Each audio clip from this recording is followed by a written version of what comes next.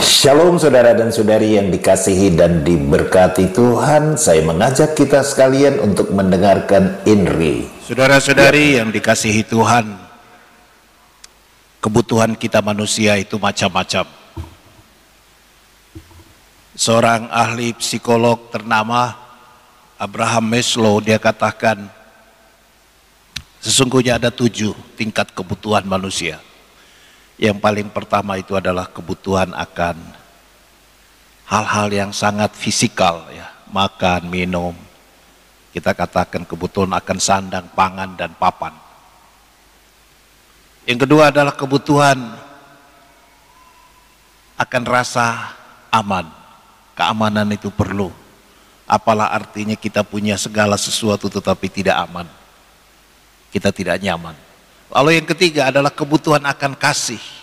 Mengasihi, mencintai, juga dikasihi dan dicintai. Dan seterusnya yang terakhir itu adalah kebutuhan akan aktualisasi diri. Orang mau mewujud nyatakan segala potensi, bakat, keterampilan yang dia punyai untuk kepentingan bersama. Tanpa pamrih, tidak untuk dijempoli, tidak untuk dihormati, bahkan tidak untuk diberi upah, tapi dia betul mau mengaktualisasikan diri, ya, mau menunjukkan, ya, bukan memamerkan apa yang dia punyai untuk kebaikan bersama. Nah, bacaan kitab suci pada hari ini saudara-saudari berbicara mengenai kasih, kebutuhan yang ketiga. Dan kepada kita sekalian secara sangat nyata ditunjukkan betapa Allah Bapa itu mengasihi kita secara sangat luar biasa. Di dalam bacaan yang pertama, di atas gunung Sinai, Allah berdialog dengan Musa dan Allah menyatakan kekesalannya, bahkan kemarahannya terhadap umat Allah. Umat yang sudah dibawanya keluar dari cengkraman Firaun di tanah Mesir. Umat yang telah dituntunnya melewati Laut Merah secara sangat menakjubkan. Umat yang di padang gurun kelaparan Tuhan turunkan mana.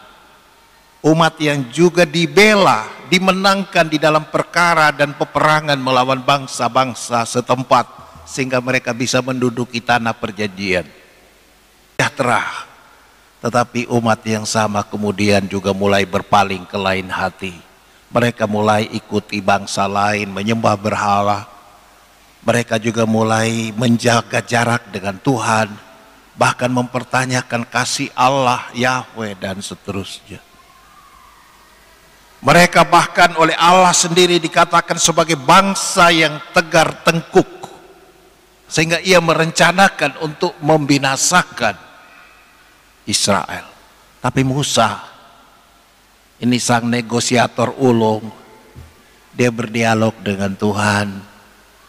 Tuhan, begitu marah ke engkau sehingga engkau mau menghancurkan umat yang begitu kau sayangi. Kau sudah tuntun mereka keluar dari Mesir. Mereka memang sudah bersalah, tapi masa engkau Allah yang baik mau menghancurkan mereka? Bagus sekali dialog, permohonan Musa. Sehingga tadi di dalam kalimat terakhir bacaan pertama dikatakan, menyesalah Tuhan atas malapetaka yang dirancangkannya atas umatnya. Menyesal Tuhan. Tuhan menyesal bukan karena dia bersalah. Tuhan menyesal bukan karena Israel berjasa. Tapi Tuhan menyesal sungguh-sungguh karena kasihnya yang tidak berkesudahan, kasihnya yang tidak bersyarat kepada umat pilihannya. Sekali dia mengangkat Israel sebagai umat pilihan, apapun adanya Israel, tegar tengkuk dia sekalipun, dia tetaplah umat yang dipelihara oleh Allah. Itulah kasih. Shalom, Tuhan Yesus memberkati kita semua dalam nama Bapa, Putra, dan Roh Kudus. Amin.